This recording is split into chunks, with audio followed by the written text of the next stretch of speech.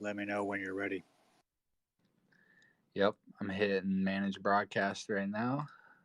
Selected it, and we are going live. So we are now live on the Ctruth YouTube channel. This will all be recorded, and we can look back on it in the future if we ever want. Very impressive. I am going to have to learn from you how you did that, because that might be handy for future things.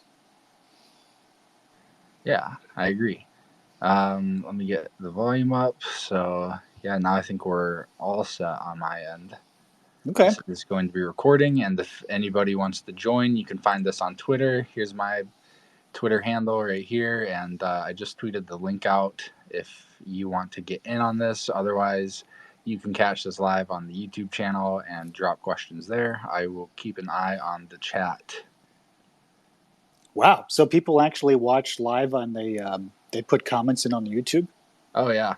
Yeah. Huh. I mean, Cool. my channel's not too big yet, but I usually get a person or two who drops by and leaves a couple comments.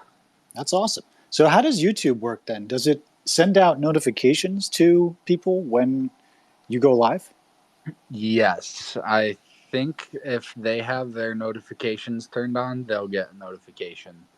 And if they're just on YouTube, like I don't have notifications turned on, and I'll go and check YouTube. I can filter it to see the channels that I follow. I can filter just live streams, and I'll catch live streams like that a lot of the time. I also think they put the live streams at the top of the subscribers feed so that you can see those Yeah. too. Fascinating. Okay, cool. Well, I'll add this video to my YouTube once it's over. My YouTube has 9 subscribers, so I'm really, really killing it on YouTube. I think I was the 9th subscriber. I got in before the double digits. You got in low. You bought low, and then yeah, it's all right. I got followers elsewhere. There's only so many accounts I can keep track of at one time. So. Actually, before one of the reasons it took me so long to log on today was because I was working on my newsletter, which I also have to get out to my numerous subscribers. Oh, hey, there's Charlotte. Charlotte is super, super cool. She's pretty awesome. All right, so Stephen, why don't I let you lead the questioning here? Because I put up this graphics 5 years ago about historical literacy, and it's at the top of my Twitter page. It's pinned in this chat. I applaud you, and I'm really appreciative that you kind of have wrestled with it, come up with some things you like, some things you have critiques about. So why don't I let you start the dialogue in the place that you want to start it, and it'll probably go naturally from there. All right. Yeah.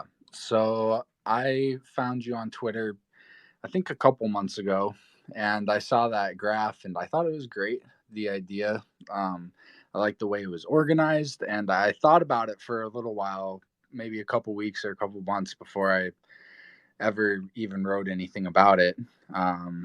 It's the 6 steps to historical literacy. I've got it up on my screen here. Historical literacy, which is an interesting topic, being literate in the discipline of history. It's not a very popular term from what I can tell. And so I think clarifying exactly what that entails is important. And so these would be 6 steps to get to that. And they're basically 6 questions. I didn't actually write this in my article, but there should be, I think, question marks at the end of these. And aside from that, it's interesting. I think it paints historians in a very favorable light and doesn't really do much to educate on the fact that historians are people and people make mistakes, and sometimes we don't live up to expectations. And I've definitely seen that happen with historians before. And, the goal is to minimize as much of that as possible. But this this is supposed to be helping understand. Part of historical literacy is understanding what historians do and what they have done and what the goals are at the end. So I've got some commentary on that. I do like the So the main thing that I did in this article was there's this psychological model of truth values that people. So like when you get introduced to new information, you log on to Twitter, you see a post that says McDonald's is sold out of burgers or something. You run it through one or more of these 5 categories of a truth evaluation to figure out how true you think something is. And as I'm reading through the 6 steps to historical literacy, I noticed that these questions, they kind of fall into the categories from these truth claims. And so what I wanted to do to write in this article was to get it just down on paper and to organize my thoughts and like see it written out clearly. Where exactly do these questions fall into these categories?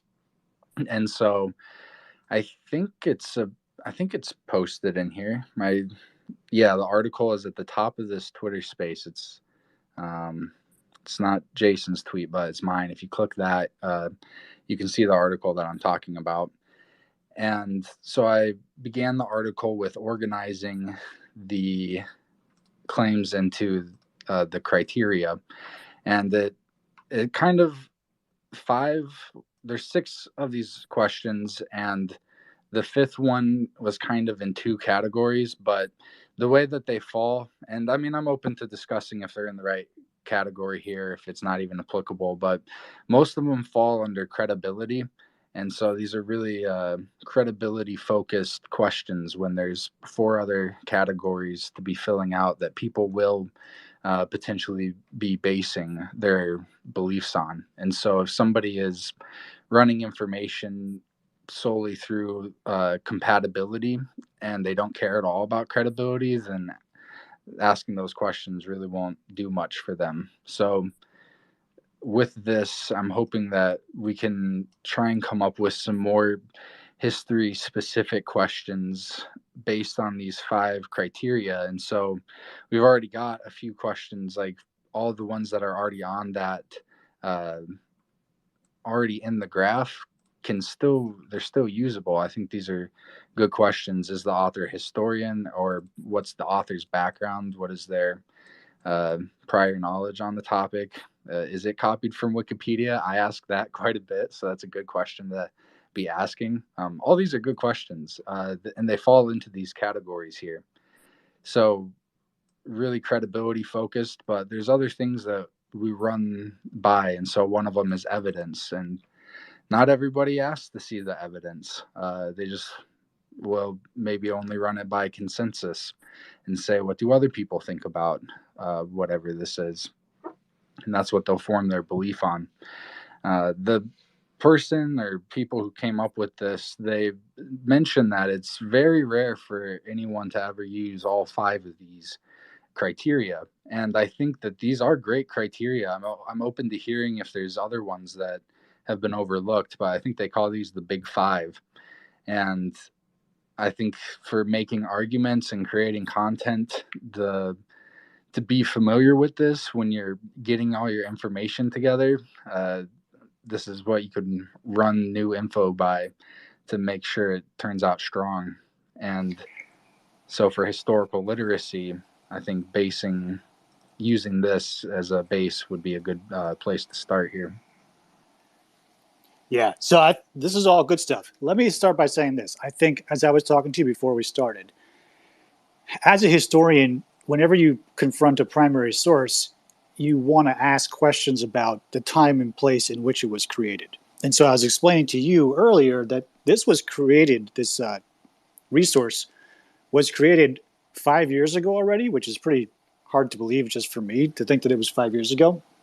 And it was created in 2017 when I was the inaugural director of a new academic center devoted to history. And that center was called the LePage Center for History and the Public Interest, which still exists, but I left there at the end of last year.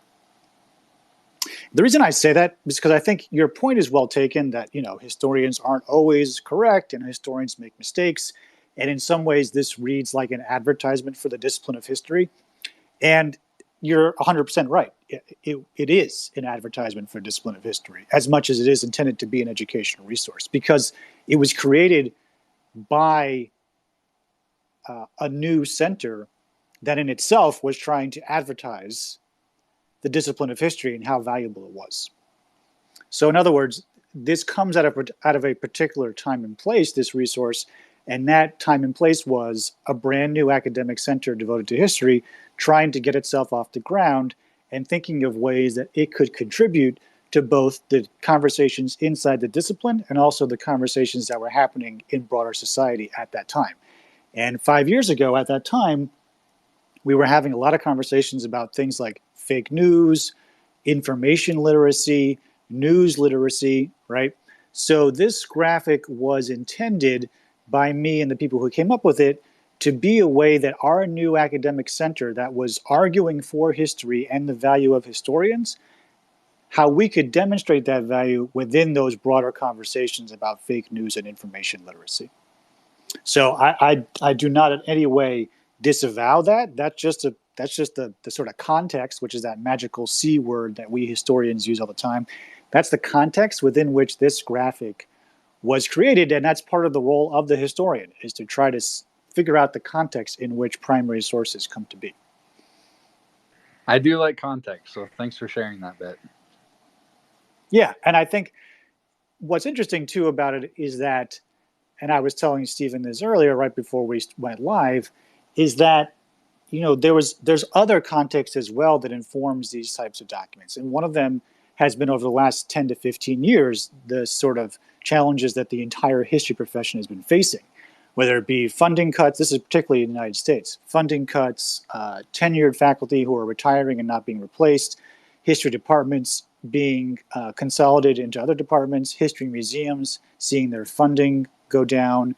And so, when you are the inaugural director of a new academic center for history, or at least I was having all of those conversations and debates and trends in my head. And so, again, as a leader, as a director, I'm trying to think strategically about, okay, what contributions can history make to these conversations that are happening right now? How can we show the value of history and historical thinking? And how can we do it in a way that can be easily presented on social media, that can be downloaded by people, that can raise the visibility of this new center as well as the discipline of history? And all those calculations are going into creating a graphic like this, in addition to the fact that I'm also working with the historians, the professional historians in the department, getting their input on this graphic, incorporating their suggestions and edits. This graphic went through a lot of edits before it got published because the various historians in the department who looked at it wanted to add certain things or change the language. And, those historians are also arguing for the discipline. So they're not going to be like, oh, let's put in here a caveat that we don't always get things right? I mean, it's just not something that they're going to add, Yeah. So I think as it came out, it's still a good resource, and I appreciate you saying that. I've heard from teachers at both the college level and the high school level that they use this, but they don't take it as the 10 Commandments etched in stone. They use it as a way to prompt a conversation, to get students asking questions or thinking about things differently. And I think taken in that light, it has a lot of value. Instead of reading every single line as if it's dogma, read it as, how can this spark a productive conversation in a classroom? Yeah, I can see that. And to the point about the question marks, yeah, I mean, these definitely could be question marks as opposed to periods. I think when I was putting this graphic together, having the question marks just made it a little bit too busy. Again, when you're creating something like this, you're also thinking about the design and how it's going to look when it's on a screen. And it was just a lot of questions and a lot of question marks, and especially the question marks in bold. It kind of just threw off the design a little bit. So I opted for a more sleek and neat design at the expense of some grammar, basically. I see now. Yeah. No, that kind of makes sense. Maybe it would feel a little more uncomfortable if there were 6 question marks right there. Yeah, it'd kind of be overwhelming too. Just like if someone texts you a bunch of questions, you're like, whoa, that's a lot of text. That's not a lot of question marks in one text message. So I think from a design perspective, it's also just making it as easy on the eyes as possible. even with there being so much information in there, you know? Right. Yeah. So these are some of the choices that you sort of have to make with these types of things. And it's actually, you know, it's connected to the questions that are in my book, right? How do you get to the depth and the nuance of things in a way that also presents well on the web? And this is one of the huge challenges that history communication faces more broadly, because as historians, we always want to ask more questions and do more research and include more context. But at a certain point, with web-based communication, where things are brief and oftentimes neatly packaged, it's like you have to be an editor and sort of know when to cut it off.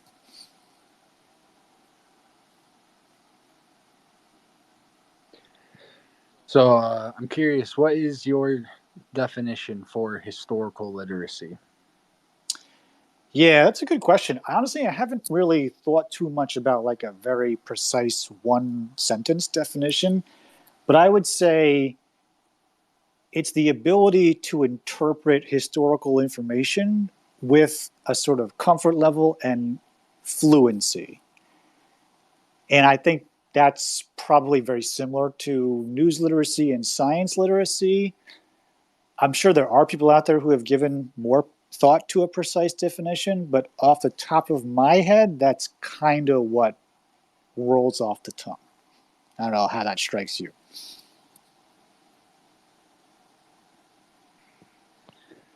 I wish I would have written that down as you said. Well, we recorded it, so we can go back and listen. Yeah. But for the sake of repeating back to you what you just said, you said something of the ability to process historical information fluently. Is that? Yeah, Does that sound about with the same? Fluency, and then there was another word I included, which I also now forget. See, when you get to be my age, you start to have short-term memory problems. So, well, I forgot too, so maybe they're starting younger now. But yeah, fluently, yeah, that's a working definition. I would think myself put out the idea that historical literacy is just being literate in the fundamentals of history. You know, kind of. There was a lady last year. I think she came out with her book. She's a psychologist. Published The Psychology of Teaching Critical History. Dr. Shalini Dixit is who published that, and she came up with this 4-circuit model of historical understanding, and it's basically I think really similar to this historical literacy concept. It includes 4 different circuits. One of them is understanding the historian's job. Here, I'm going to look it up.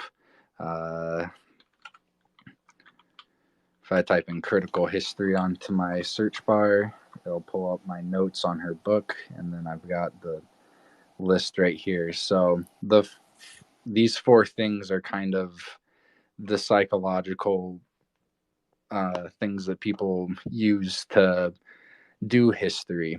And so methodology is included in there. You know, it's an imaginative discipline to kind of narrate the past and reconstruct what happened.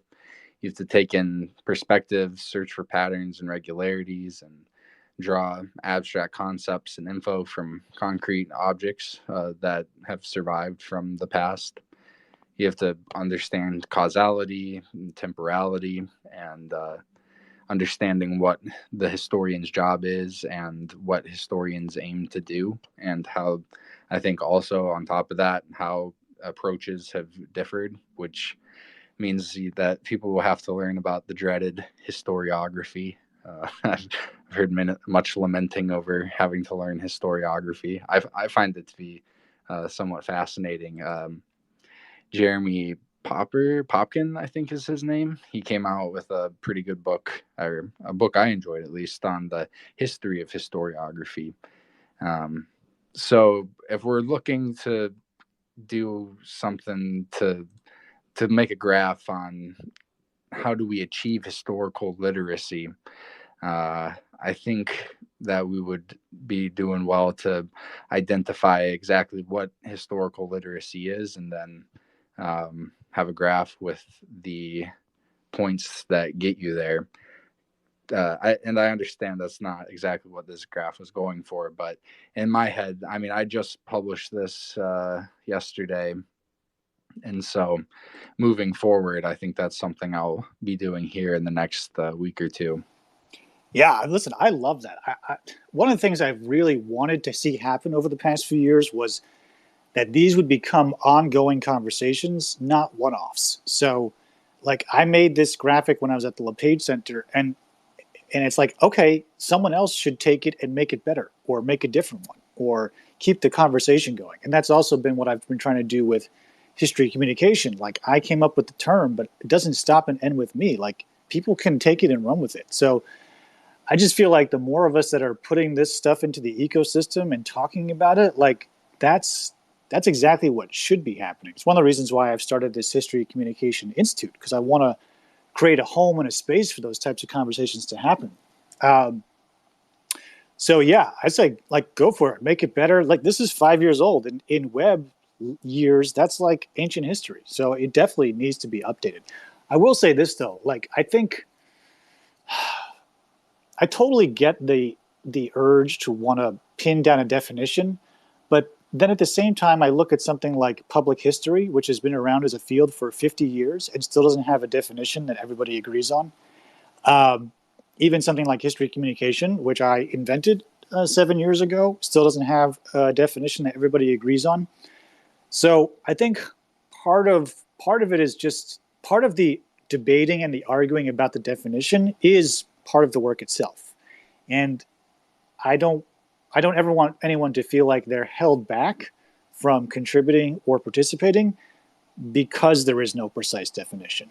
Like, I think that's part of the work, right? Part of the work is always wrestling with these terms, and don't let perfect be the enemy of the good, kind of a thing. Yeah, no, for sure. I enjoy a discussion about definitions. It might seem pedantic to some, but it's important for trying to figure out exactly what we're talking about. If we're going to talk about historical literacy, and I have no clue what that is, I'm going to ask what is historical literacy, and even having a guide. One of the things I mentioned in this article, just this commentary piece, is that a bibliography for this would be good to have. Or maybe I mentioned it in the next article. I published one on the field of history communication just to start jotting notes down.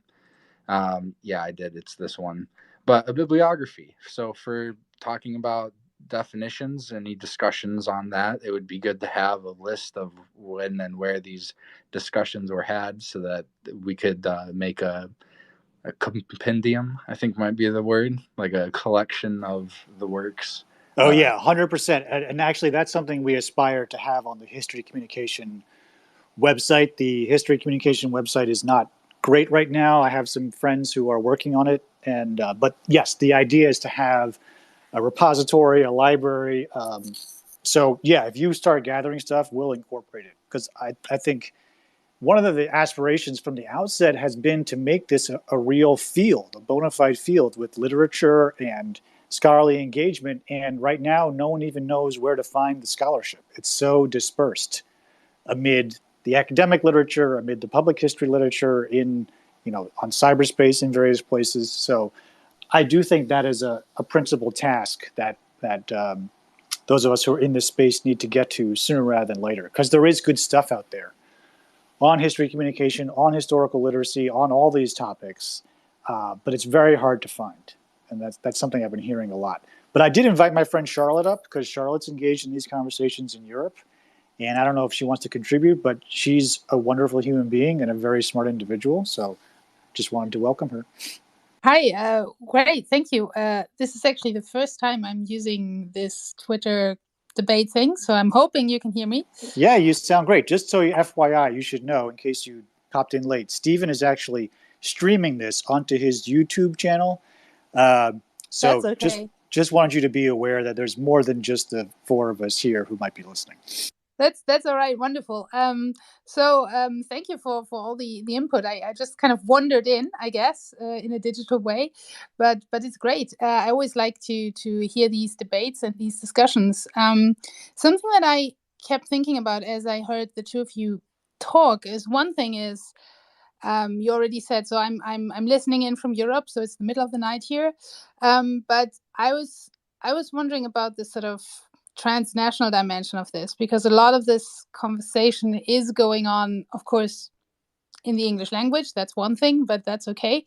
And the other thing, of course, in a sort of Anglo-American context. So I was wondering if you have any, what your connections are internationally, and have you any experiences in how people are talking about this question of literacy in other societies and in other countries. I guess that's one of my questions, and I have a second one, but I'll start with that one. Well, I presume you and I are going to talk about it in May when I see you. Well, I hope so. Yeah, which I'm super excited about. I can't even tell you how excited I am to come to Europe. I'm so excited. And yeah, I have had these conversations. So I think I may have told you, Charlotte, in 2017, I went with the State Department as part of a delegation to Lithuania to talk about this stuff. And then in 2019, I went with the State Department again as a delegation to talk with colleagues in France around these issues. So these questions about information literacy and historical literacy and news literacy and all the stuff that's happening here in the U.S., at least in Europe, from the people I've interacted with, it's in some ways even more pressing. And particularly in Lithuania, the reason they wanted me to come over there was because of what they're facing vis-a-vis Russia, and Russia flooding the information sphere with all this fake history or misleading history or mischaracterizations of history. And so they actually were really excited about this graphic, because they were like, we need some resources to share with our citizens and in our schools, so that when they see propaganda coming from Russia today, they at least know what questions to ask, or know how to think about these subjects. Now, I am limited, of course, because the languages I speak are English, Spanish, and Hebrew, which gives me fair coverage of the world, but leaves out, obviously, a significant portion of the population. But I think that these are huge issues in a lot of different countries. And I'm actually going to be hopefully attending the International Federation for Public History Conference in Berlin after I visit with you. Well, I might summer. see you there then. Yeah. So, and I'm already been invited onto a couple panels that are that's great on this subject as well. Stuff about TikTok, stuff about Holocaust education online. So, and those speakers are coming from a wide variety of countries. So, my sense is that this is a worldwide phenomenon, but I totally take the point that we need to find more ways to be in dialogue with each other across languages and cultures. And that's probably something that hasn't happened as much as it should.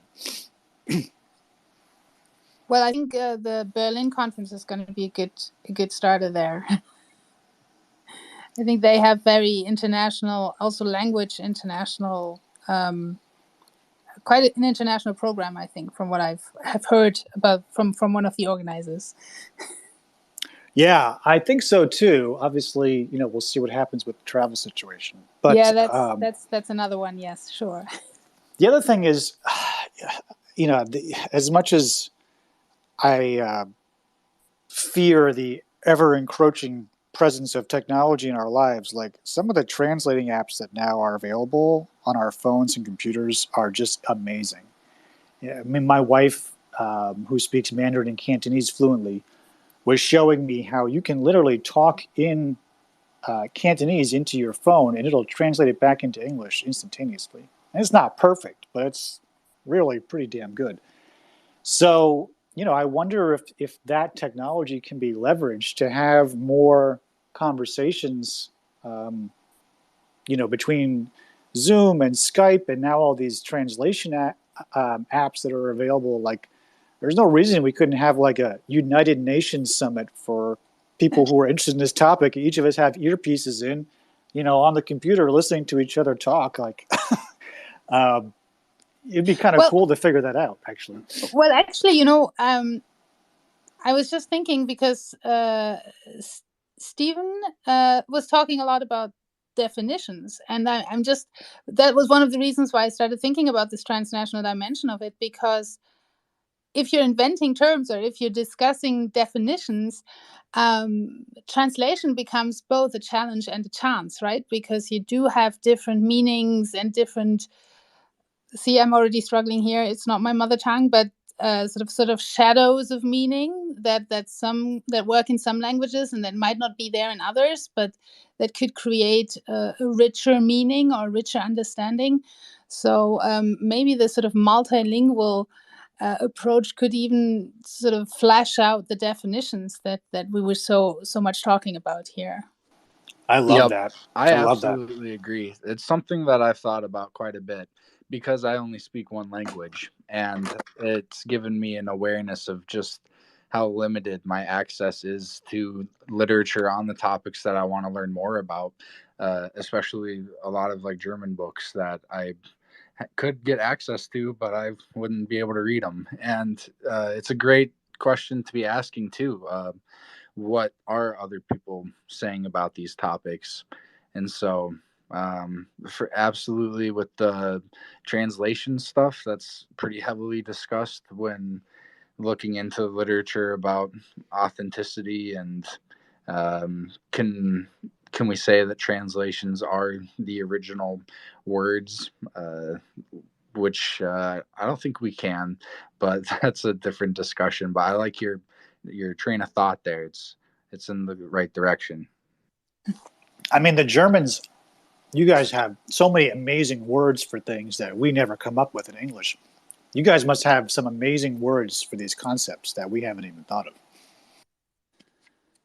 I don't know. I mean, I think it goes in all kinds of direction, because, for example, in Germany, we struggle with sort of the difference between memory and remembrance. There's just one word, but it just sort of there's many. I think in both ways you have, and then there's of course millions of other languages as well. So I do think that there might be a potential there. Can I ask you, Charlotte, since you're so much in the thick of it where you are, like public history, right? That's a term that I was talking about earlier that for 50 years in the US context has not had a definition. How is it in the German context? I mean, is public history a thing? Does it have a more precise definition? Does it have its own lexicon and terminology? Well, they're struggling. They're using the English term, but they also have a number of German terms that means something related, but not exactly the same thing. So they have something like what would probably be translated as applied history, and then they have history culture, and this is just me trying to sort of literally translate the terms.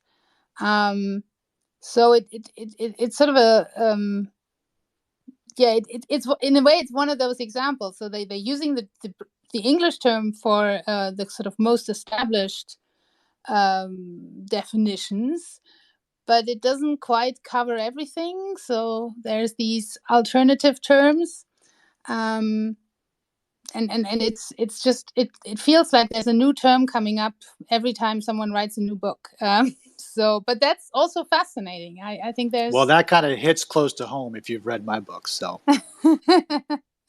I'm in the middle of reading it, actually. I've got a couple new terms in there, but but this term of applied history, that seems to be gaining a lot of traction in Europe, because the people I've talked to in Belgium and the Netherlands, they are all into the applied history, and they don't tend to use the word public history or the phrase public history. I'm finding they tend to wrap it all into applied history, which here in the States, applied history sort of had a moment a few years ago that the Applied History Center at Harvard wrote a few op-eds and put out some reports that got people excited. But I feel like the enthusiasm for applied history has died down a lot here in the US, superseded now by public history and to a certain extent history communication, Whereas in Mhm. Europe, it seems to be having a little bit of a moment, at least from my read. Yeah, I think I'd be with you on that one. I mean, I think the term public history is feels for a lot of people feels too vague at this point, so they want to sort of specify it, and that's why they come up with these related terms that are all sort of all part of public history, but giving it some more depth. So we're back in this: how can you define something? It doesn't have a definition. Defining it is working on it. I guess that's very much what you were describing just a minute ago. Yeah, and here in the States also, we have public history, and then we have doing history in public, which is also two different things. And with the public. Right, that too. That was actually something else I wanted. So sorry, I'm sort of really hogging the conversation now, but I have one more question that goes into a slightly different direction.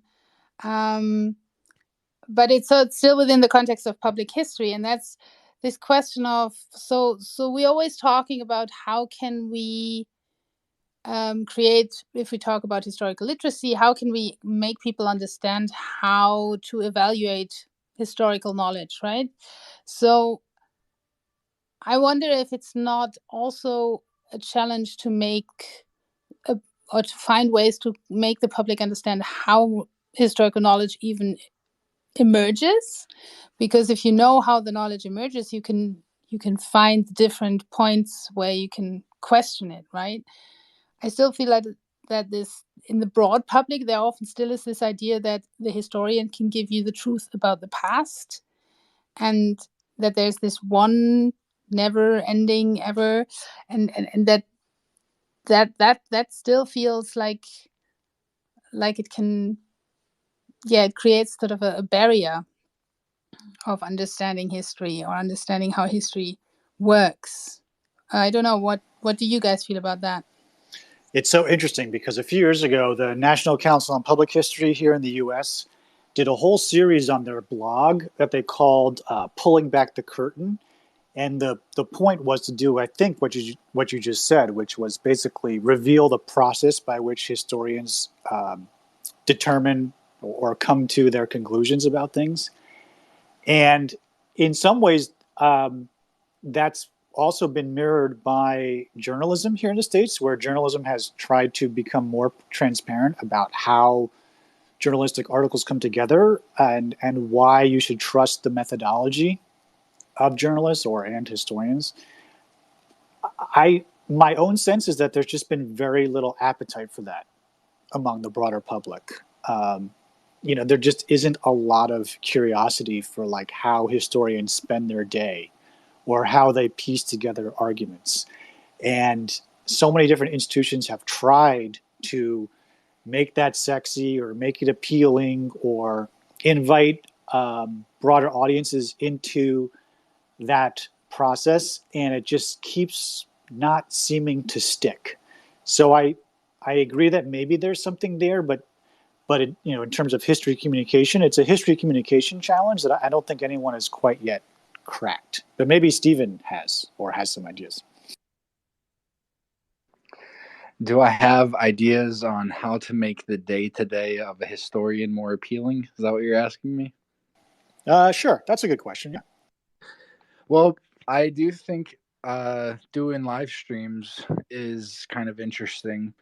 So there's a professor, I'm pretty sure this is accurate. He's Dr. Steve Mason. He's one of the leading scholars in Josephine studies, which is the study of the ancient Jewish historian Josephus. And he said that when he went on to Myth Vision Podcast, a YouTube channel that does a lot of live streams. He got invited on. He's been a recurrent guest, and he's great. And he said that he got more people watching him and listening to him teach what he teaches in like lectures and stuff through this YouTube live stream than he does in most of his lectures. Like I think a couple hundred people showed up to watch this guy talk about, he did a whole live stream series on the Historians Workshop, kind of talking about the day-to-day of historians, and I thought that was a great series. And so Myth Vision podcast is definitely kind of, in my opinion, leading the way for the academics to get onto social media and reach a more general audience. He has all sorts of scholars getting on talking about their fields and their research.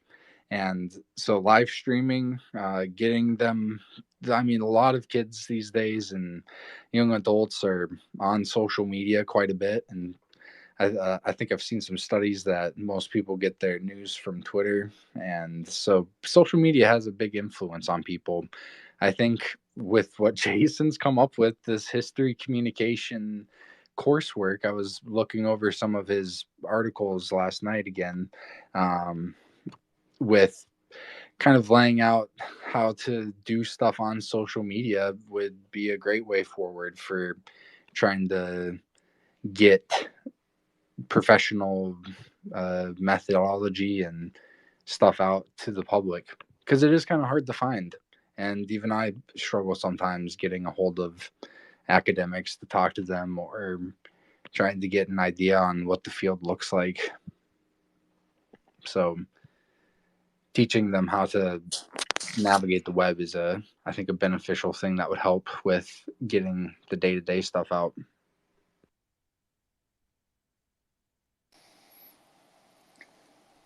Yeah, I mean, it's one of those things where it's like, as I talk about in my book, right? Social media offers these promises about more reach and more exposure and stuff, but then what it also ends up doing is just making us more reliant on social media, which, as I, speculate on at the end of the book, may or may not be a positive thing. So it's like there's this push and pull, right? Spend time on here, the more we give our data to these mega companies, the more we are just allowing them into every space and corner of our lives. And is that a good thing? And I saw Jacob had a hand up or a request to speak, so hopefully he's now up here. Hey, Jacob, what's up, man? Hey, what's up? I didn't mean to derail anything. I just wanted to talk about, history is not, obviously this is, I guess y'all know this, history is not very popular to most people because none of the cool stuff is out there. Like I've been recently looking into some old books, and I'm outside, so I don't know the guy's name, but some Ferdinand Pinto, and I'm reading all these like war stories about how they were using rhinoceroses, and I'm like, I didn't learn this stuff in school. Like, where was this stuff at? Anyway, that's all I had to say. I totally get that, man. Actually, if you read my book, I talk about this. There's a whole sort of universe of people who really don't enjoy the history education that they've gotten over the course of their lives, and then they stumble out into the World Wide Web and they find stuff and they're like, why didn't I learn about this, right? There's a whole genre of content online that's sort of like the why didn't I learn this in school type stuff. And I do think your point actually speaks to something larger, which is a lot of people who would be interested in history, they actually want to know about the stuff, right? The wars, the rhinoceroses, the crazy things that have happened. But we in the profession sometimes get bogged down in these theoretical debates about process and about literacy and about historiography. And so that's where we lose people. Because most people are not interested in those debates about historiography and process. They want to know the information. They want to know stuff about the past, and particularly the drama. Yeah, the Kardashian drama of the exactly, past, exactly. And to be honest, like these days, inside of scholarly history, it is just getting more and more theoretical every day, at least in the United States, so much to the point that like even I read the scholarly literature now and I'm like, what the hell is this person talking about? I need to read this 3 times to understand what they're saying. So I think that's a very relevant point, and I appreciate you making it, because we've been up here in our heads for the last 85 minutes nasal gazing, and you're like, actually just give me the juice, give me the good stuff. Yeah, I mean, I like this stuff. Like I said, I just got into it, but I like the what most people would say boring stuff. So I'm fine with it. But yeah, it was just a little insight. But that's all I had. Just gonna keep listening. Cool, man. Appreciate you being here. Hey, Akash. Good to see you again. It's good to see you too. I enjoyed the conversation. I just wanted to throw in a thought as someone who is decidedly not a professional historian about why people who may not make their professions in history might be interested or might be turned off history one way or the other. I mean, I think part of it is that history is a source of really good stories, and there's nothing more entertaining than a good story. But for me personally, in addition to that, there's a sense that history provides a sort of laboratory into human nature. I mean, unlike in the hard sciences where you can test a hypothesis by recreating it in the lab, you can't really do that in most social questions. But you can look back into the past and see if you can find analogs in the past and apply them to the present. So from that perspective, I suppose if you were to ask me, I mean, there's some people who say history is less important than myth because at the end of the day, the things that shape us aren't so much what we know about the past, but what we believe about the past. I can see that argument, but I think that there's another argument that having, to the greatest extent possible, an accurate view of the past is important to be able to apply that to the present. And I take the point that the job of historian may not be to tell us the truth, even about what happened, but many people have expressed this more eloquently than I can. But I think that at a minimum, historians have a role to narrow the field of lies, so that the field of lies that we learn about the past is smaller than we might learn in the absence of professional historians. That's all. That's an interesting take. Charlotte is a professional historian. I'm wondering what she thinks about that. Well, I think that's I'm fascinated by this idea about myth and history because I've just been reading about that in another context. So thank you for that comment. That was really fascinating because this whole idea of the stories that we tell ourselves as part of how we create community, how we create identity, but I don't necessarily see that that's part of the historian's job because the myths they're gonna just emerge, or that's part of their nature, right? So the historian it's not so much I don't see the historian so much as a myth buster. That's that if historians were trying to bust all the myths that are out there, I don't think they would ever get to actual history. So I wonder how we could find sort of a coexistence in that respect. And I absolutely think that historians need to be the ones that are trying to explain what is a plausible past and what is the most likely truth. I'm being very careful with this absolute truth because we can't ever know everything. So that's of course one of the challenges. But that's why I'm so intent on why I think it's important to let the public know how historians work, because only if we can explain that we cannot know the absolute truth, because we simply can't. Even if we were to time travel, we couldn't actually have every knowledge, just as we can't have the absolute truth of the present. But if we were to tell them how we're working and how we're trying to get as close to the truth, this so-called noble dream of this objective truth, then I think it would be easier to explain why some things are historically correct while others are maybe myths. Yeah, I think that's my take on it. Sorry if that was a bit wordy. Not at all. That was great. Stephen, you want to say I something? have a question. I'm curious, how, as a professional historian, do you determine likeliness?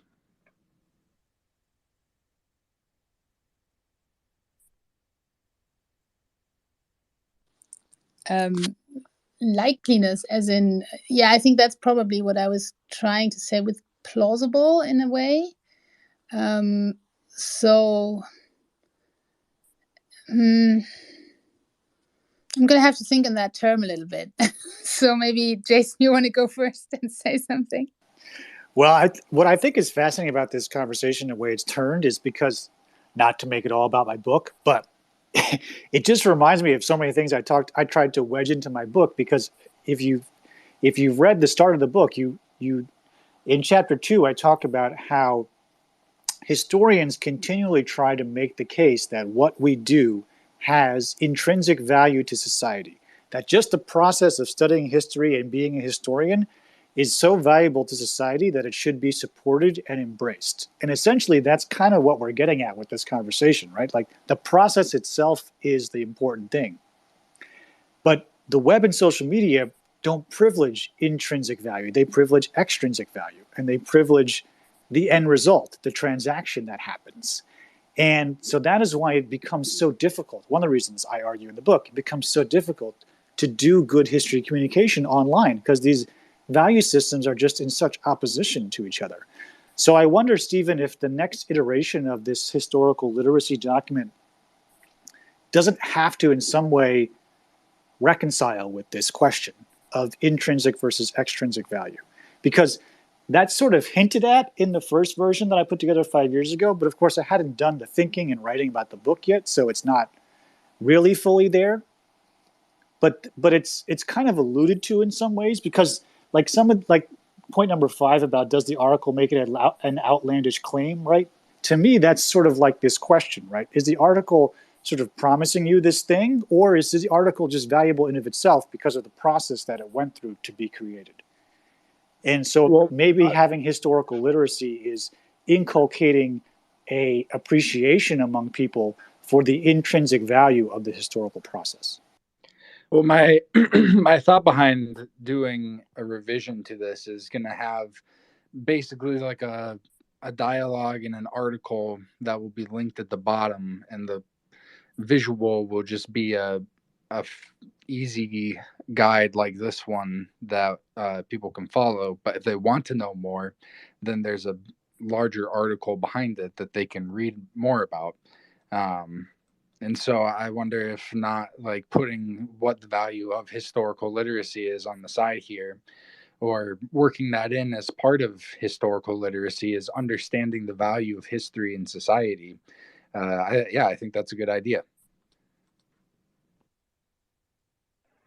Also, on the topic of the historically literate thing, I've been thinking about, I haven't done a whole lot of reading on it, but for a while I've been hearing professional historians talk about likelihood and probability, but in talking about methodology, I don't hear the methodology behind how to generate that as too often. And so that's why I had asked that earlier. One of my comments on the first point here was, what is the subject matter expertise that historians have that others often don't? It's not highlighted here, but that would be one of the core things to know to be historically literate. And so even if we don't list it in the future one, if we link a larger article behind it, that would, I think, be useful for getting people to be historically literate, however we choose to define that. I was just gonna say, back to I can't see your whole name, but Akash, when you're talking about how sometimes the myth is stronger than the real history, and sometimes we all want the real history, and this goes back. I think what you were talking about, Jason, is whether someone is writing something and it's false, that's still a part of the history. Like, why was this person doing that? I think that's what you're kind of talking about, and it goes to present day. In my opinion, when you look at like leaked government documents, right? Like, it doesn't matter if that leaked government document is telling the truth or whatnot. It's like the fact that it's leaked in itself is the history. Why did they do it? They were doing it for a purpose, and that, in my opinion, that's like more important than that's part of the story. I don't know. Dot? Oh, 100%. Yeah, those are the questions that historians have to ask. And those are the questions that we want information consumers to ask, right? Why is this coming out now? Why am I seeing this now? What agenda is behind this? What's the context in which these documents were created? Those are the questions that scientists want people to ask about health information, that historians want consumers of history information to ask, because those are the types of critical examinations that lead to an information literate, historically literate, scientifically literate populace. So 100%. There's like the information on the document and that integrity, and that's one side of the equation, but then there's also the story behind the document, the agenda that created it, why it got released when it did, or why it didn't get released when it did. I totally agree. Yeah. Sorry, I'm snacking on some food because it's kind of dinner time here. I just want to be clear. I don't want there to be any misunderstanding. I'm not saying that there's no difference between lies and the truth. I'm certainly not saying that. I think it is absolutely the case that the lies that we tell ourselves are as revealing, in some ways more revealing than the truths that we tell ourselves. But it's still important for us to know the truth about the lies we tell ourselves, if you see what I mean. The reason I think that myth can be more important than history to modern, to contemporary character is because myth is both a combination of what happened, but also what we want to believe happened. What we want to believe about the past reveals who we think we are, and perhaps more importantly, who we aspire to be. And so countries generally tell stories about themselves being brave and liberty-loving and resisting tyranny. They don't usually tell stories about times when they were cowardly and they were the tyrants. It's important, I think, that we be able to sift the truth from the fiction to the extent that that's possible. But I think what I'm trying to say is that there is also value in understanding how we mythologize our past, why we mythologize our past, and what is it about who we are and the world we live in today that makes us want to believe those myths. Absolutely. Yeah, I agree with that. Yep. Sorry, can I just go ahead? I was just going to jump in there because I absolutely agree. I do a lot of I study myths as sort of they are my historical source to some extent in some of the work I do. So I'm absolutely with you there. And I would probably even add so they're about identity. They're also about some bits of them. They often have some kind of kernel of historical element, and then they get changed according to whoever is telling them in whatever purpose. So absolutely, I think it's important to also historicize these myths, and that's why I find them so interesting to study, because on the one hand you have the sort of public dimension of people using these myths, consuming these myths, enjoying these myths, whatever you want to call it. And on the other hand, you have this sort of this necessity or this urge to unravel it, or at least to understand how it became myth, right? What was added, what was taken away, but then also ask, why was this added? Why was this taken away? Why is this not talked about? Why is that? And I think those are also kinds of questions that historians ask. But that doesn't, in a way, that's why I said earlier, I don't think historians are mythbusters, because they don't do that to say the myth is fake. I mean, obviously they say the myth is not history. They want to make sure that everyone realizes this is a myth, but they also want to understand why the myth is there and how the myth is working, because it's part of how society is working, and that's what we do, right? That's what we try to explain. Totally agree. I would just say, Akash, the only thing I would change in your explication there was, I would say it's not the truth behind the lie that we're seeking, at least from my perspective, it's the agenda behind the lie that we're seeking. And I see what you mean. And I think that's the revealing part to the point that was made earlier, right? What's the agenda behind this myth or behind this lie? Whose interests do it serve? What story or narrative is it advancing? And at whose expense? And when you start asking those questions, that's where things really get interesting, I think. We should ask that for almost anything that's written down, really, in my opinion. Certainly in the public sphere. And this is one of the things I think that is important about news literacy, right? To change the subject slightly, like all these op-eds that get published on a daily basis in the major newspaper magazines, like they're placed by people with agendas. There's a major multi-billion-dollar industry around getting your op-ed into the New York Times or the Washington Post or the Wall Street Journal to advance a policy position or to sell a product or to lobby Congress for legislation. And so I think even small, I mean, not to cut you off, but even small, I mean, it doesn't always have to be a grand conspiracy, but, you know, everyone can have their own individual, you know, whatever, I can't think of the word, goals or aspirations.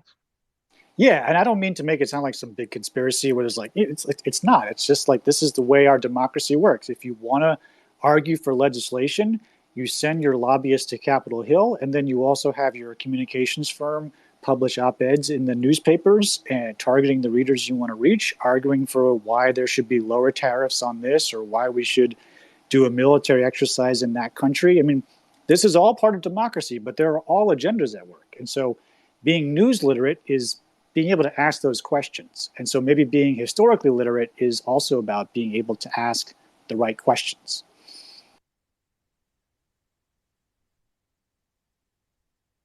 Definitely, I agree.